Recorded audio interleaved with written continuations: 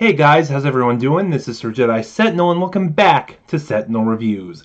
Doctor Who, Series 8, The Witchfinders. As always, there is a spoiler warning in place, so if you haven't seen the episode, I suggest doing that.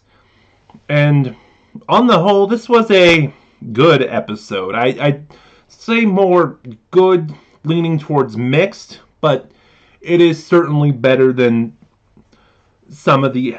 than... I don't even know what to compare it to as far as Series 11 goes. It's better than Arachnids in the UK. If I haven't made it clear, I hate Arachnids in the UK. So, but yeah, no, it's good, leaning towards mixed. And my first issue with this episode is the color composition. The what's it called? The color arrangement. I don't know if this would fall under direction or editing, but like just after I finished talking about how great it was in Kerblam, throughout my Series 11 reviews, I have gushed about how gorgeous Series 11 looks. It's the vibrant colors. It's so just beautiful and vivid, and then we have this episode, which. It looks like it was shot more as a mid to late Capaldi era episode. From Series 9 onwards, everything was sort of shot like it looks like it passed through a light grayscale filter. And what colors we do have are very muted. They aren't vivid. They don't stand out. So, and just... yeah, I wasn't a fan of that. I'll get this out of the way right now.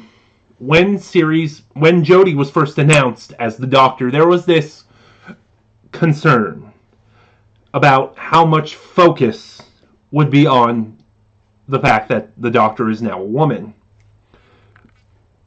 And for the most part, there was none. It was handled perfectly, like in the first episode, someone, I think it was Grace, said, "You're a woman," and the Doctor's face just lights up. She beams and goes, "Am I?" And that was it. And yeah, it's like, don't bring attention to it. That's how you handle it. And then this episode does bring attention to it, but while not perfect, I think it handles it good, especially in the period, in the story we're getting, because this is a story set during the witch hunts of England. And the Doctor even remarks that, "Oh, if I was a man, I could handle this with no problems." And it could have been better, admittedly, but by that notion, it could have been a lot worse. So, at least points for not being a lot worse. The Doctor is actually really good here. Council of Geeks first pointed this out. In these last few historical episodes, like Rosa, Demons of the Punjab, the Doctor has been put in a fairly, what's the word? A sort of complacent role. Like, whatever happens here has to play out. We can't interfere with history. We can't change history. And with these last episodes, we're finally getting her taking charge. She's being more active, and that's good for that. With the companions, we also get some great companion moments here. In my previous reviews, I always felt like, two of the companions get the spotlight, two get more to do, and one of them, usually Yaz, gets the short end of the stick. Here, for once, we don't get that. Every companion gets the spotlight for a bit. Every companion has something to do.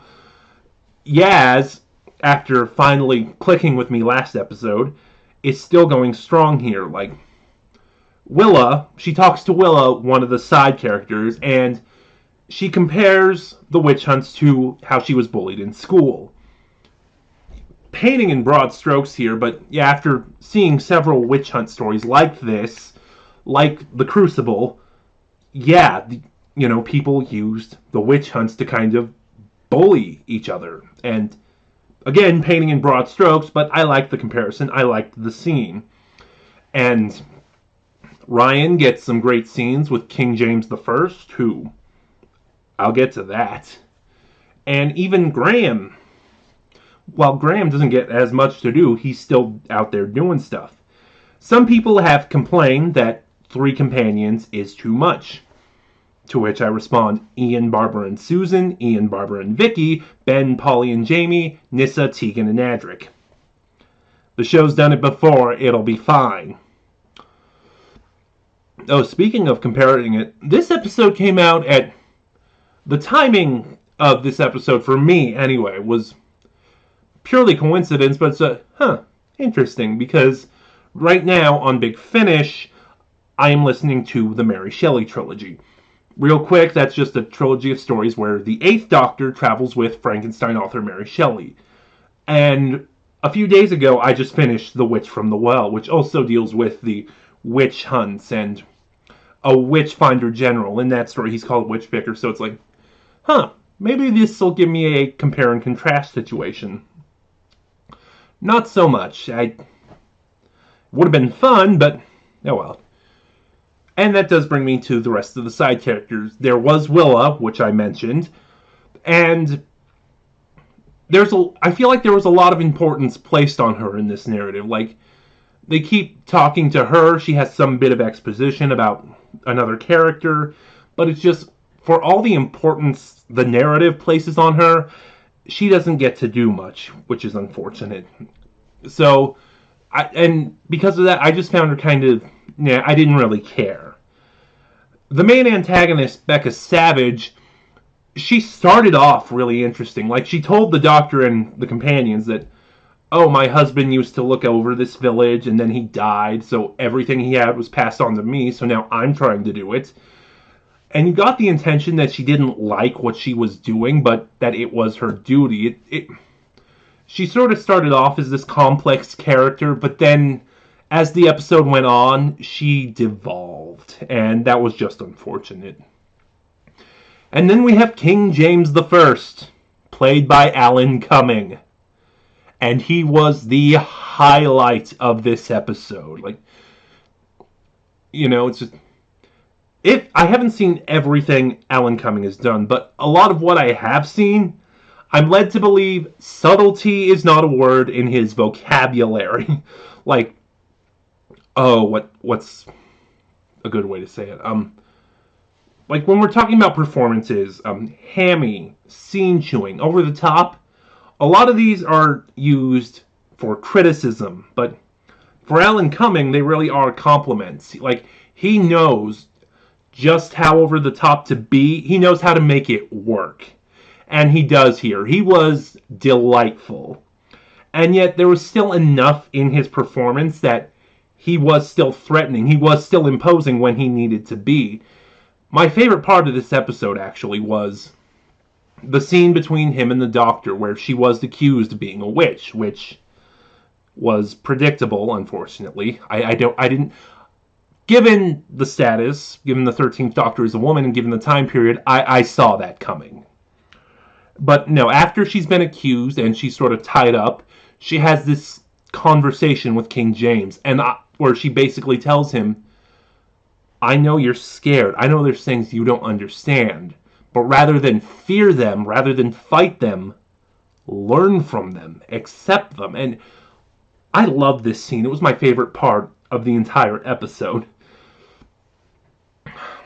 Sort of, before I get to the end of the episode, there is a couple more things I wanted to talk about. Speaking of comparisons, when we get to the first test scene, because Becca Savage has this way, she tests if women are witches, and it might be in poor taste, but I laughed at this scene. Like, I know the witch hunts were terrible, I know people died, I know ducking is a real thing, but just this scene, as she explained what ducking was, did anyone else think of the witch scene from Monty Python in the Holy Grail? Because I did. Speaking of comparisons to other movies, I wasn't a fan of the design of the zombies, the Morak soldiers. I'll get to that at the end. the camera focused on them so heavily, and I was just watching, and it's like, huh, you're a ripoff of The Ring. So, yeah, there was that. And then there is the ending, where, as Council of Geeks would have said, if you'd seen his every Doctor Who episode reviewed in 10 words or less, it's like, huh, witches, this could be really interesting. Oh, wait, it's aliens. And I'm just tired of this trope.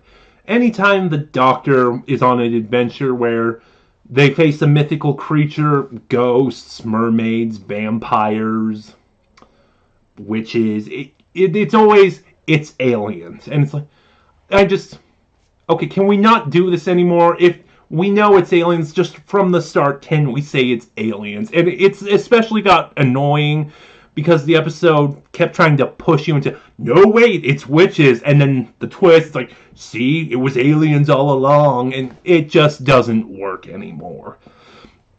And I'm going to be honest, in that last fourth, when we learned about the Morax, the aliens here, which was so just bland, like, it was dull. That last quarter of the episode lost me.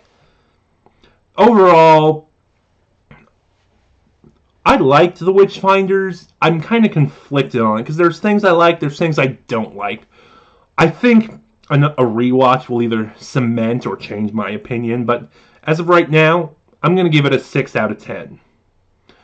But those are my thoughts on the Witchfinders. What were yours? Please start a conversation in the comments. And remember to like, comment, subscribe, and then click that little bell next to subscribe to get notifications when I upload. Because subscribe doesn't do that anymore. This is for Jedi Sentinel, and I'll see you guys next time.